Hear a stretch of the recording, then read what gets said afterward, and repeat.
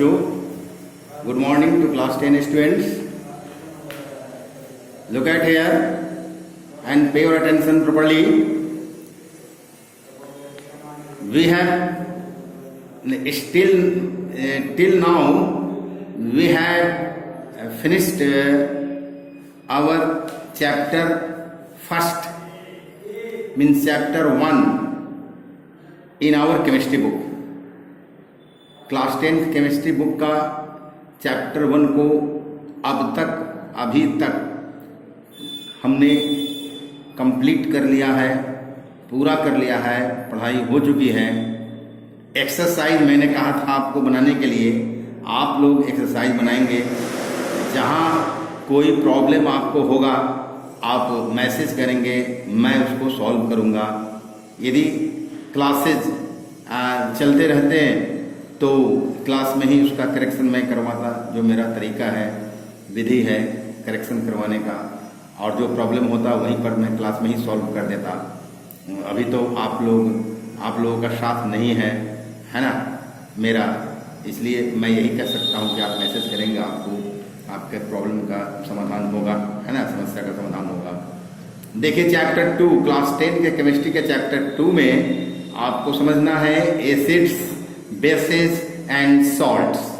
ये जो है 3 तरह के सबस्टांसेज होते हैं, कंपाउंड्स होते हैं, एसिड्स, बेसेज एंड सॉल्ट्स। इसको क्लासिफाई किया गया है किसके आधार पर?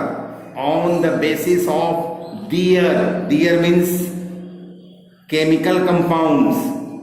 On the basis of dear means chemical compounds, bracket में केमिकल कंपाउंड समझिए।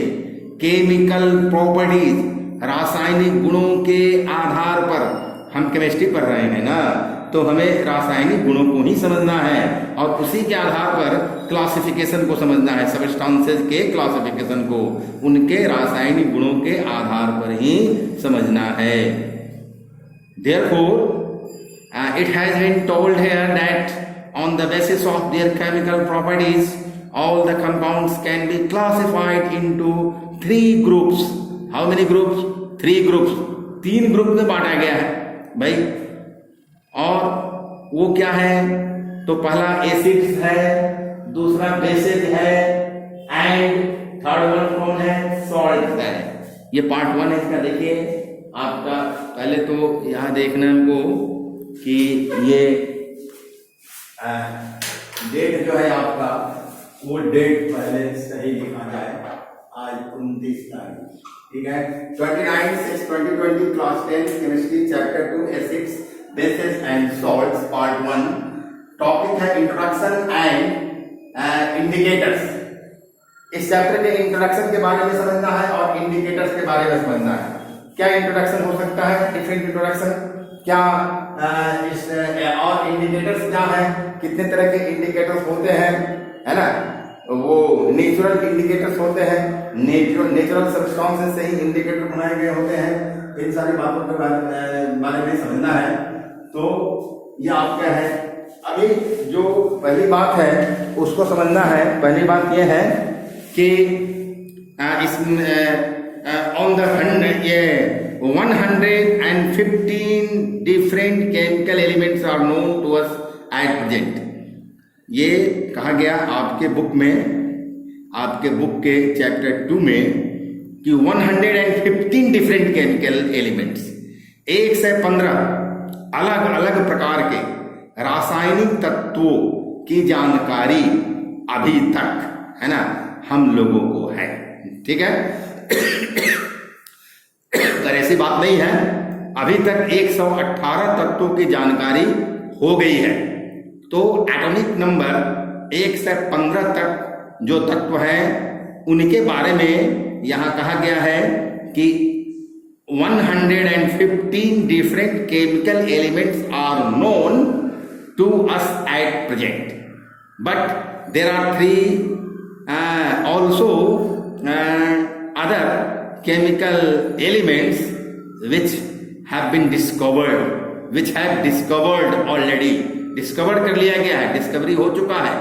वो कौन है? तो वहां देखिए वो क्या है, अनहेक्सियम नाम है अनहेक्सियम सिंबल है capital U small H U H, unhexium है ना।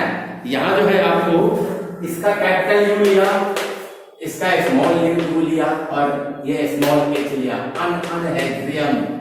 इसका एटॉमिक नंबर देखिए, कोई भी एलिमेंट का जो ये सिंबल है, कोई भी एलिमेंट का जो सिंबल होता है उसके लेफ्ट हैंड साइड में, लेफ्ट है ना, अपर पोर्शन में है ना, जो लिखा जाएगा डिजिट वो उसका एटॉमिक नंबर होता है, और राइट अपर साइड में जो लिखा जाएगा डिजिट वो उसका एटॉमिक वेट होता है। ठीक है, तो ये है अनहेक्सियम, यू एच इसका है सिंबल है ना, और इसका एटॉमिक नंबर 1 से 16 है, मतलब 116वां एलिमेंट ये है जिसका खोज हो चुका है, और इसका एटॉमिक वेट 2 से 89 है, 289। The atomic number of unhexium is 116 and atomic weight is 289। 117वां तत्व कौन है? ये है स्टैटाइन है ना, स्टैटाइन ये जो है ये 117वां एलिमेंट है। इसका सिंबल क्या है? कैपिटल ई स्मॉल ए ई के ए है ना, स्टैटाइन। तो ये आपको इसका एटॉमिक नंबर क्या है? यहाँ है 117 117, और एटॉमिक वेट अभी नहीं पता। ठीक है, तो तीसरा है आपको कैपिटल यू स्मॉल यू, इसको बोलते हैं अनुनोक्टियम है। इसका एटॉमिक नंबर 118 है और एटॉमिक वेट 293। एटॉमिक वेट को यहाँ दिखाया गया, यहाँ तीर के निशान दिखाया गया, एटॉमिक नंबर यहाँ दिखाया गया। हम जानते हैं ये एटॉमिक नंबर है ना, जो अपर लेफ्ट साइड में एलिमेंट के सिंबल के ऊपर जो लिखा रहता है, अपर लेफ्ट साइड में एलिमेंट के सिंबल में जो लिखा रहता है वही एटॉमिक नंबर होता है, और अपर राइट साइड में जो लिखा रहता है वो एटॉमिक मास होता है या एटॉमिक वेट होता है। ठीक है, तो ये 3 एलिमेंट की जानकारी हुई है, 3 एलिमेंट का खोज हुआ है। तो 1 से 15 आपके बुक में लिखा है और 3 और जुड़ गया है ना। आप इसी बुक में पीरियोडिक टेबल वाला जो है हाउ एलिमेंट्स आर क्लासिफाइड या क्लासिफिकेशन ऑफ एलिमेंट, उस चैप्टर को देखिए, उसमें new long form periodic table दिया है, उसमें 118 तत्व की बात है। तो अभी तक 118 तत्व है। Therefore we can say that 118 different chemical elements are known to us at present. These elements combine to form a large number of compounds. ये जो तत्व है 118, यही 118 तत्व है ना, एक दूसरे के साथ 1 2 3 1 2 3 4 1 2 एक दूसरे के साथ है ना, कहने का मतलब है कि ईच अदर एक दूसरे के साथ है ना, डिफरेंट है ना प्रोपोर्शन में कंबाइन करते हैं है ना, बाय वेट, भार के विचार से डिफरेंट प्रोपोर्शन में कंबाइन करते हैं, और लाखों कंपाउंड्स बनाते हैं। How many compounds? Lakhs of compound, लाखों कंपाउंड बनाते हैं। जिस प्रकार से 26 लेटर है ना इंग्लिश अल्फाबेट में, अंग्रेजी वर्णमाला में, तो इन 26 लेटर से ही है ना लाखों पुस्तकें लिखी गई हैं अंग्रेजी में, इंग्लिश में। उसी प्रकार से आपको 118 तत्वों से लाखों कंपाउंड बने हुए हैं।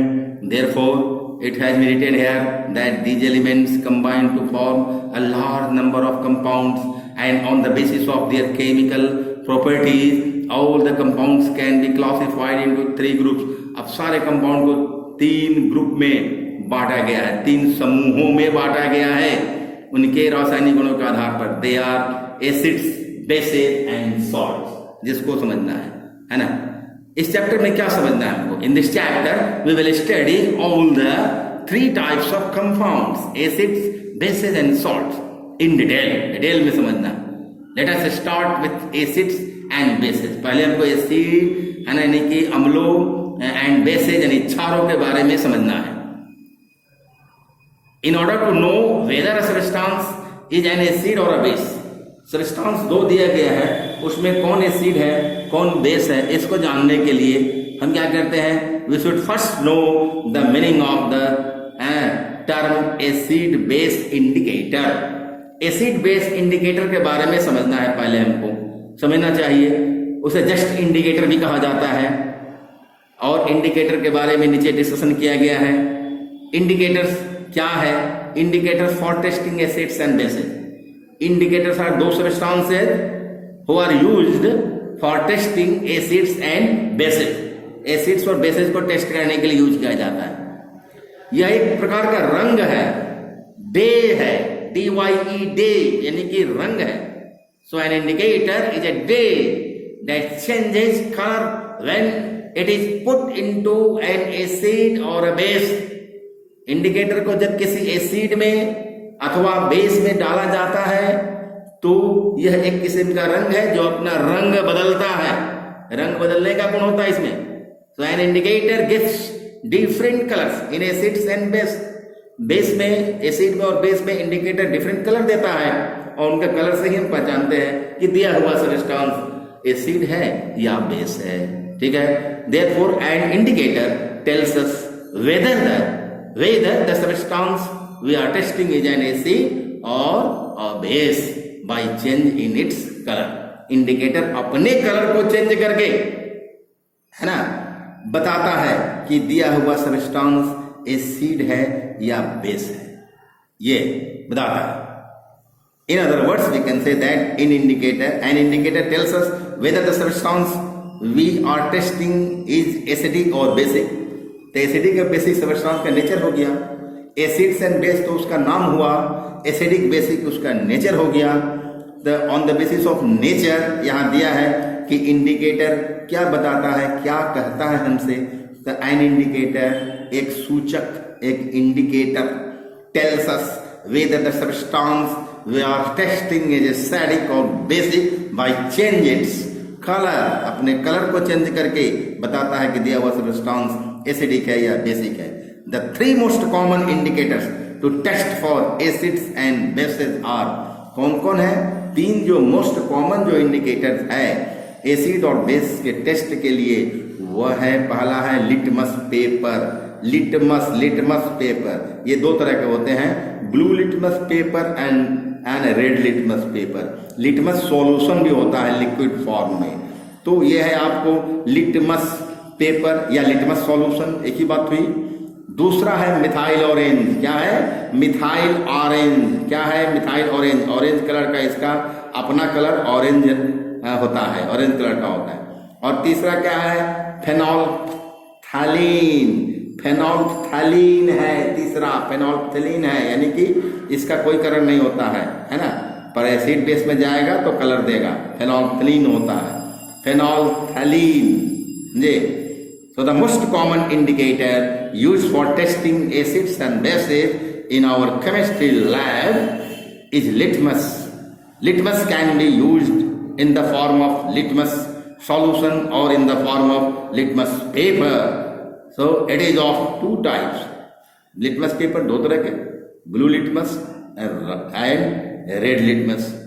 आप बुक में देखिए, है ना, ये जो चैप्टर है, चैप्टर 2 लिखा है एसिड्स बेसिस एंड सॉल्ट्स, इसी में दिया है, इसी पेज में दिया है आपको। ये पेज नंबर आपको कौन सा हो गया? 52 हो गया। उसमें देखिए ब्लू लिटमस पेपर और रेड लिटमस पेपर का ये फिगर दिया हुआ है। तो इसमें प्रॉपर्टी क्या है दोनों का? तो कलर चेंज करता है एसिड और बेस में जाने पर। तो an acid turns blue litmus to red. Acid क्या करता है? वो ब्लू लिटमस को रेड में चेंज कर देता है। एसिड चेंज कर देता है, लिटमस अपना कलर चेंज करते हैं एसिड के असर से, तो एसिड कलर चेंज कर देता है ब्लू को रेड में, और रेड को कुछ नहीं करता है, रेड ही रहेगा। अगर दोनों डालते हैं एक सब्सटेंस में, ब्लू और रेड लिटमस पेपर, तो ब्लू कलर का लिटमस पेपर रेड में चेंज होगा, रेड ही रहेगा। अब बेस और अल्काली, एक बेस या जो अल्काली जो है वो टर्न करता है, बदलता है रेड लिटमस पेपर को ब्लू में, रेड को ब्लू में, और ब्लू ही रहता है। तो इतनी बातें हुई।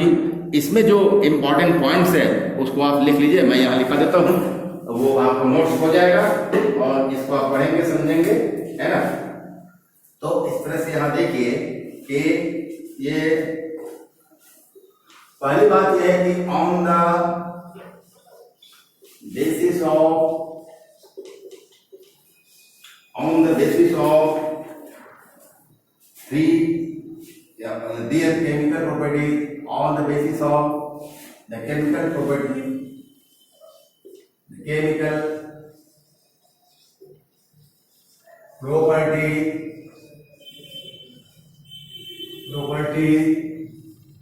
of chemical substances,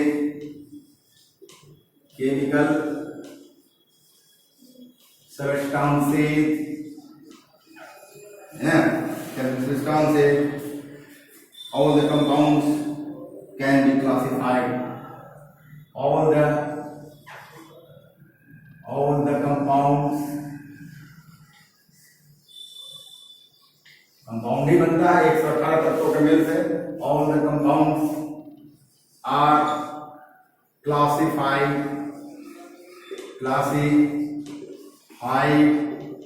into 3 groups. यह बात समझ में आ गई. इसमें कौन है? फर्स्ट में है एसिड्स. अम्लों कहते हैं इसको. अम्ल भस्म लवण अम्लों है ना. बेसेज 2 में है बेसेज, BASES बेसेज है ना. क्षारों कहते हैं इसको. क्षारों प्लूरल नंबर में है भाई. क्षारों बेसेज. आयन क्या है? नंबर 3 में आपको होगा सॉल्ट है ना. सॉल्ट इसको लवणों कहते हैं. सॉल्ट. इस तरह से हमको ये 3 तरह के सब्सटेंस मिले. ठीक है.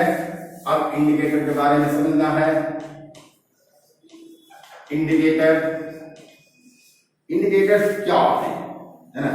क्या होते हैं इंडिकेटर? तो हमको देखना है क्या indicator is a base that sense their colour है ना. क्या कहता है? एंड इंडिकेटर है ना. एंड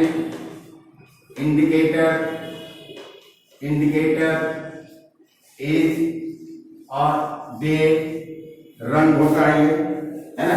दैट चेंज है ना. दैट चेंजेस कलर है ना. That changes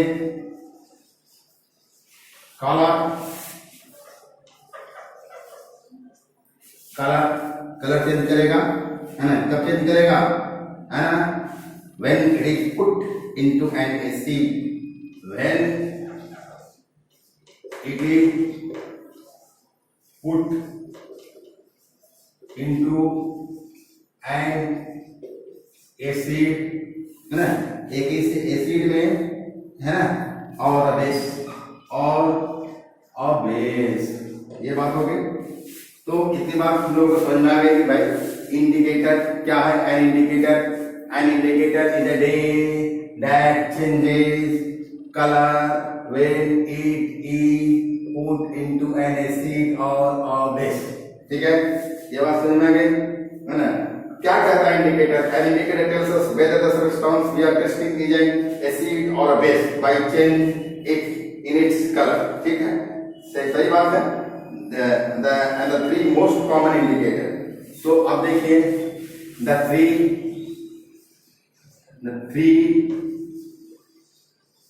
most common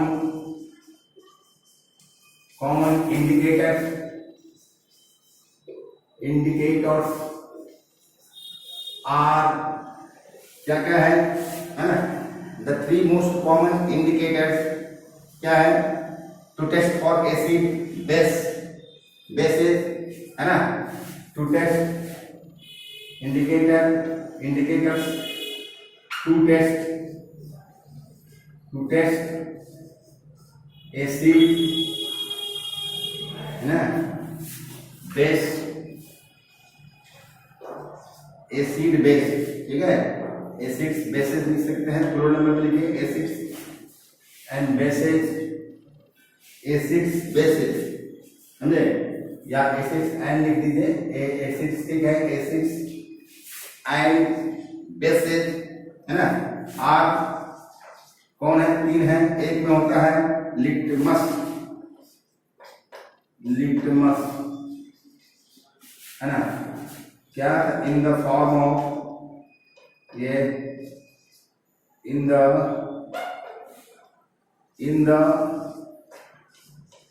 form of solution or paper. Litmus 1 number. 2 में क्या होगा? 2 में होगा भाई methyl orange, methyl orange, methyl orange. 3 में क्या होगा? 3 में होगा फेनोल्फथलीन। क्या होगा? फेनोल्फथलीन।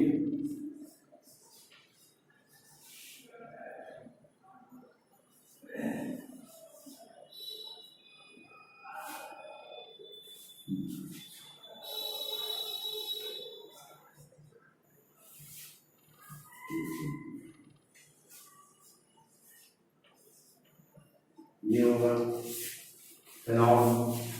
फेनोल्फथलीन। तो लिटमस 2 फॉर्म होगा, 2 form in the form of क्या? सॉल्यूशन और पेपर। 2 फॉर्म। मिथाइल ऑरेंज एक ही फॉर्म में होगा, लिक्विड स्टेट में होगा, और फेनोल्फथलीन भी लिक्विड स्टेट में होगा। तो इतनी बातें हुई। इसके बाद हमें इंडिकेटर्स के बारे में और डिटेल में समझना है, नेचुरल इंडिकेटर के बारे में समझना है ना। लैब में जो हम यूज करते हैं ये तीनों तरह का प्रकार के इंडिकेटर, मोस्टली हम लोग ये लिटमस पेपर यूज करते हैं, और भी इंडिकेटर हम यूज करते हैं। तीनों प्रकार के indicator, litmus in the solution for methyl orange and phenolphthalein, ये सब यूज करते हैं। इसके बारे में हम डिटेल में समझना है। तो इन सभी टॉपिक्स के बारे में दूसरे दिन हम लोग डिस्कस करेंगे। मैं समझता हूँ आज के लिए, है ना, ये पर्याप्त होगा। हाँ, ओके, थैंक यू।